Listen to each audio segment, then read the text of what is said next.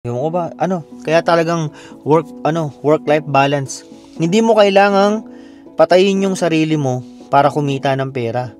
'Di ba? Hindi mo kailangan mag-overtime para sumahod ka ng kunyari mabibiting ka. Hindi. Meron ka laging suporta ni government. Hindi ka niya pababayaan.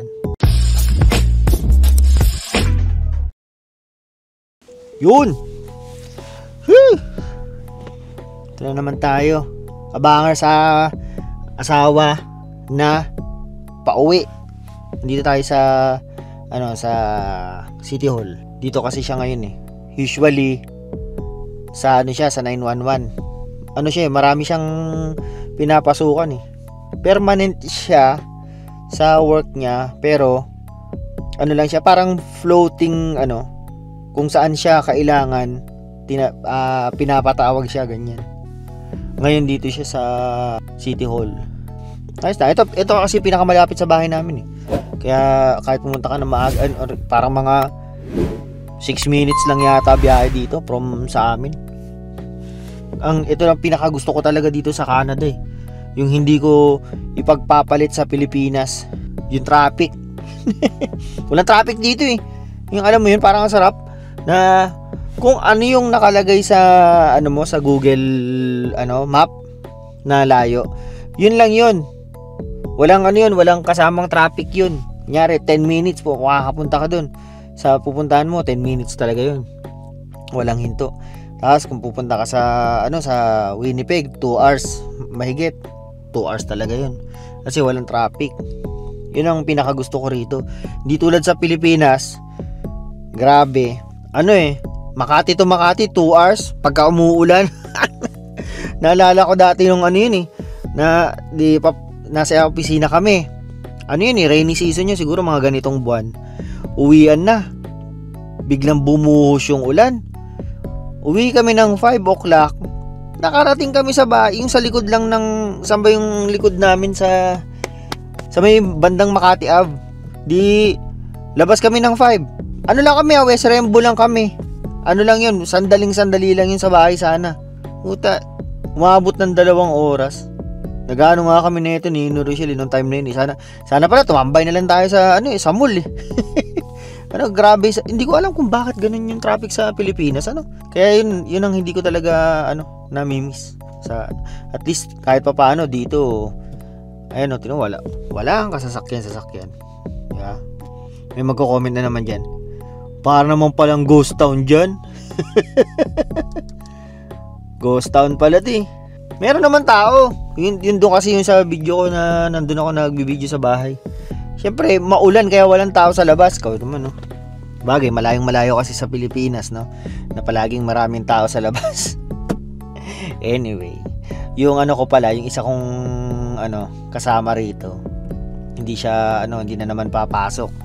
Mag-ano naman siya, mag-EI na naman. Sana all dito na ang napansin ko, yung EI yung ginagamit namin yun pagka employment insurance. Kapag kunyari ikaw nagtatrabaho tapos meron ka naramdaman na kahit punta ka lang sa doktor. Pwede ka nang magpahinga na bayad. Yun ang kagandahan dito. Pero dapat minimum yun ng isang linggo. Dapat isang buong linggo kang hindi pumasok na meron kang doctor's note. Kaya ang ginagawa ng mga Pilipino rito, karamihan, may nararamdaman na onte, punta na kagad sa doktor. Punta ka na ng doktor, tapos sabihin mo merong masakit sa'yo. Kahit sabihin mo parang nai-stress ako, ganyan, bibigyan ka lang ng doctor's note. Tapos na yun, goods na yun. 1 week, 1 month, 2 months, ganun katagal. Tapos binabayaran ka ng EI na yun, nasa around 60 to 70% ng salary mo. Kaya pwede na, at least yun. Kunyari, EI ka 2 buwan, nakapahinga ng 2 buwan, tapos sumasahod ka, why not? Kaya dito napansin namin ng mga tropa ko dito, talagang pwede mong i-balance yung buhay mo eh. Yung yung work-life balance, pwede mo siyang gawin dito. Kasi naalala ko nung bago pa lang kami dito 3 years ago, pagka kami ng mga tropa ko, gusto namin ng maraming pera, overtime ng overtime, diba? Pasok ka ng matindi, overtime. Kaya lang ang napapansin mo, kinakain ng tax yung yung overtime mo, yung sahod mo. Kasi pag lumalaki yung sahod mo, mas lumalaki yung threshold mo ng tax. Eh di eto na nandito na sa sa ganitong time. Mas nakikita namin na kahit naman hindi mag-overtime, ganun din kikita ka rin naman ng pera. Parang alam mo yun, ibabalance mo lang yung mga galawan mo rito. Katulad ng kunyari, nasa minimum pay ka. Eh di mapapansin mo, marami ka natatanggap pagka minimum pay ka dito. Ang dami mo yung mga carbon tax, yung mga quarterly na kukuha, yung ano pa ba yun? Basta merong mga bonuses na nakukuha dito pagka minimum pay ka eh. Which is, kapag sumasahod ka na ng medyo malaki, wala ka nang nakukuha ganun. Tapos, kunyari, yung CCB mo, yung child benefit, kunyari, maliit sahod mo, ang laki ng child benefit mo. Kung kunyari, yung sinasabi ko nga dati pa na pagka meron kang 3 anak, tapos mababa sahod mo, yung saktuhan lang, ang laki na nakukuha mo ng CCB. Pero kapag malaki na yung sahod nyo sa household, nung kayong dalawa ng ng partner mo, ng misis mo, wala na, bababa na yung CCB na yun. Kaya parang binabalance ni Canada kung magkano yung ibabayad sa'yo. Hindi ka niya papabayaan eh. Tulad yan, kunyari, mawalan ka ng trabaho, na-terminate ka. Kapag terminated ka, pwede ka rin mag-apply sa EI na yun, yung employment insurance na yun. Babayaran ka ng EI habang wala kang trabaho, habang naghahanap ka ng trabaho. Hindi ko alam kung hanggang 6 months lang yun na EI. Pero at least kahit papaano, 'di ba? Kunyari wala kang trabaho, 6 months, nakakakuha ka pa rin ng pera. Kumbaga yung nakukuha mo nung pumapasok ka at nung hindi ka pumapasok, tabawasan lang ng onting-onti, nakapagpahinga ka pa.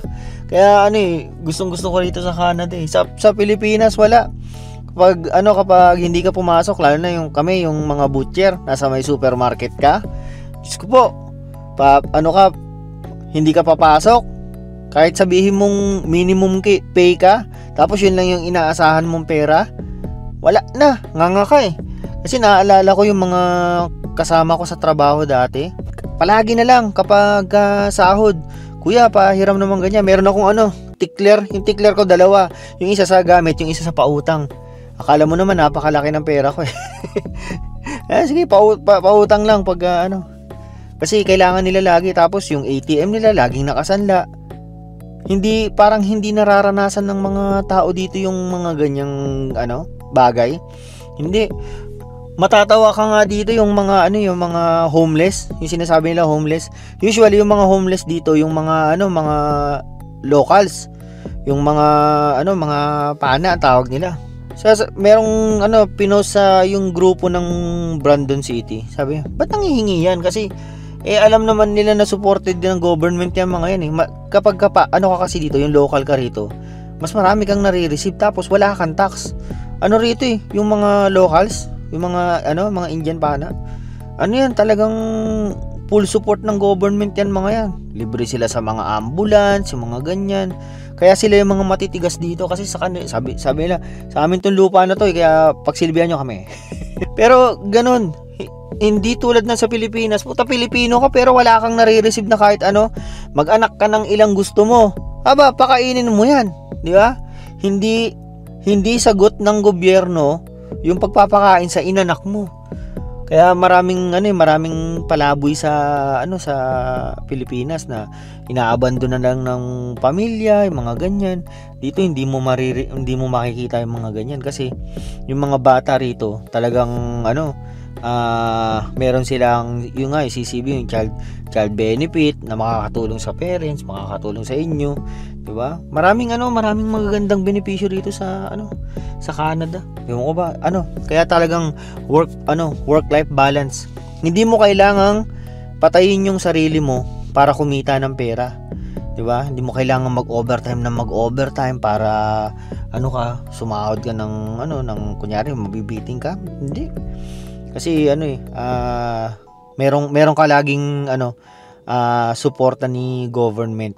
Hindi kanya pababayaan. Ayan yung misis ko. Kaya ako exit na rin, no. Yun lang, binalita ko lang sa inyo yung mga ganung galawan dito sa Canada. Alam niyo naman dito, wala naman tayong ibang pwedeng i-video eh. Sige na, like, share, subscribe yung mga alam niyo na yun. Napaalam.